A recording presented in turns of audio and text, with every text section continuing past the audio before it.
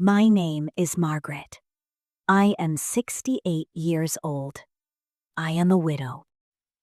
I stay alone in my quiet little cottage.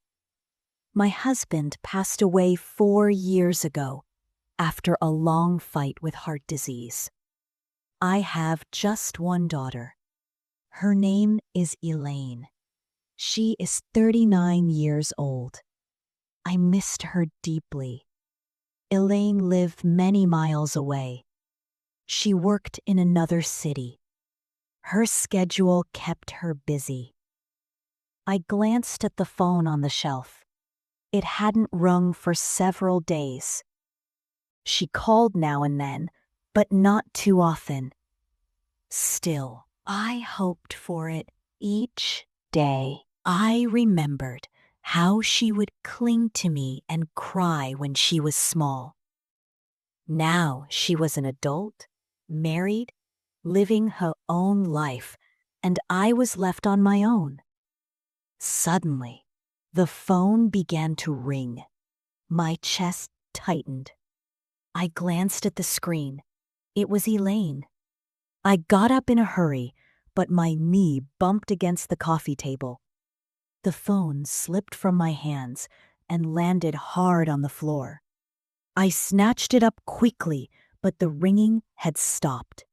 I saw the words, "Missed call, Elaine." "No," I whispered.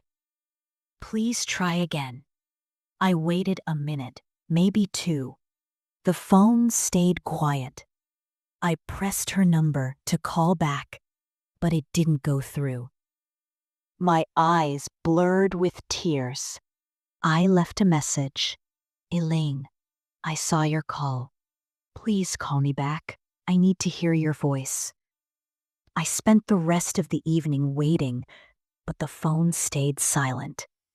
That night I couldn't close my eyes. I kept staring at the phone. What was my daughter trying to tell me? The next morning I rose with heavy eyelids.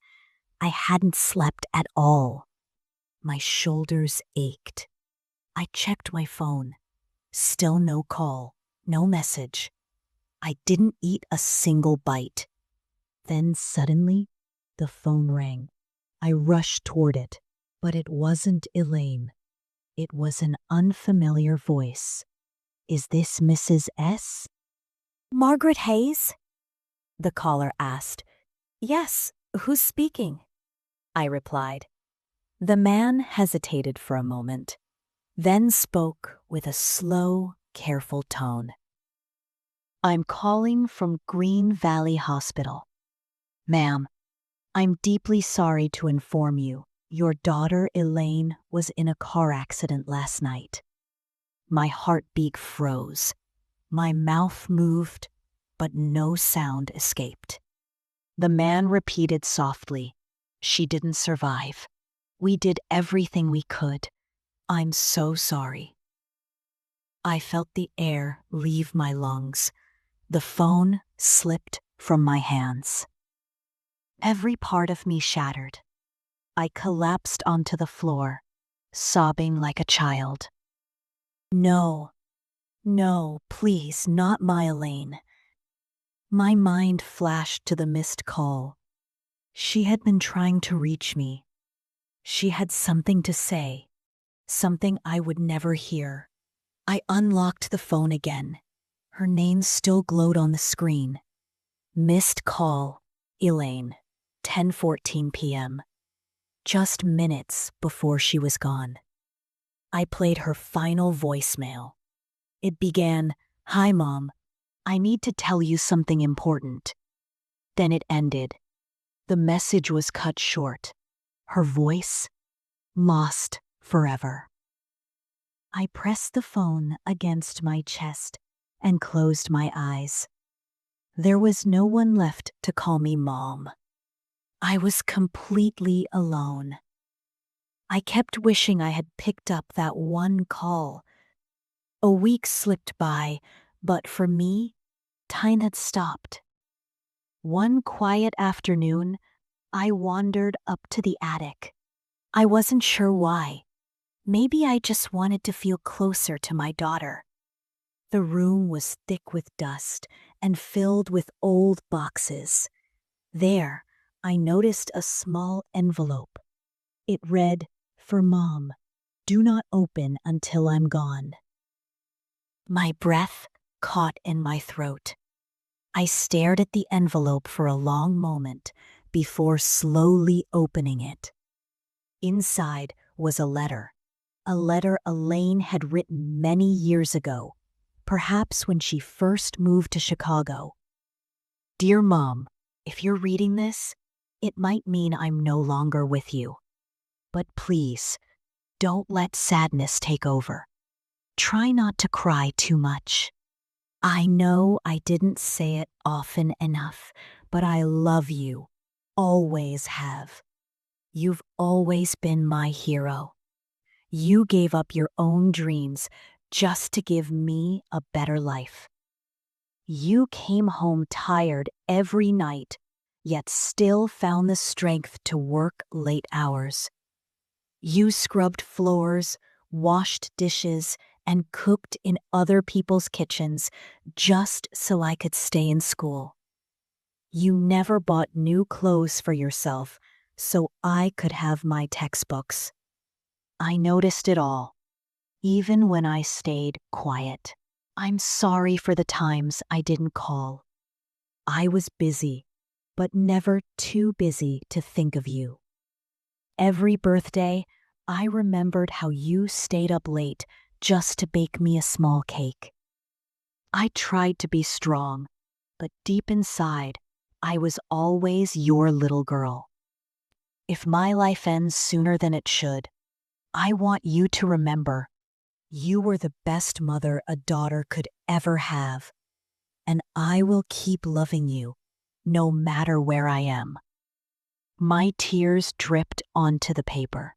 I pressed the letter tightly to my chest and whispered, "You remembered everything, Elaine. You truly did." My heart still throbbed with pain. I could hear her voice in my mind as clearly as ever.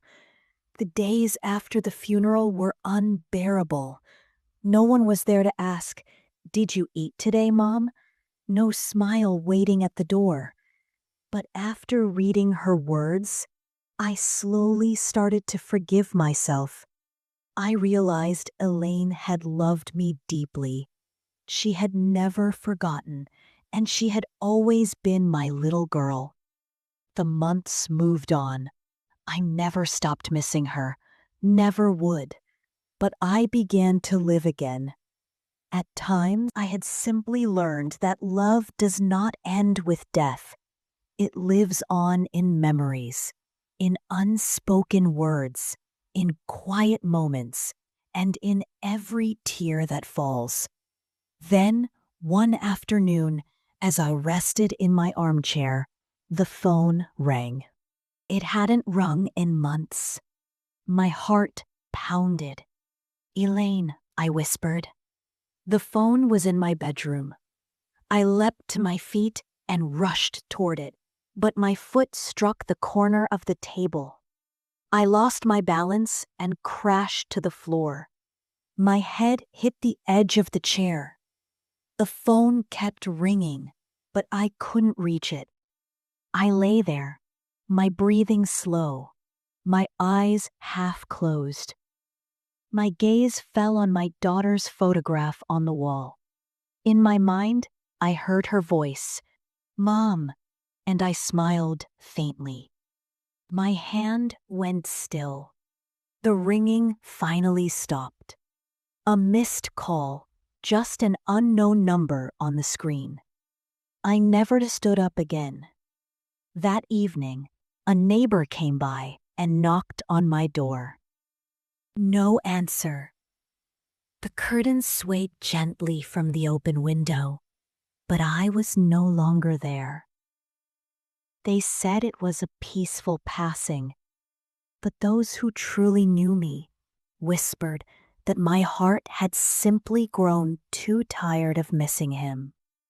It had no reason left to keep beating.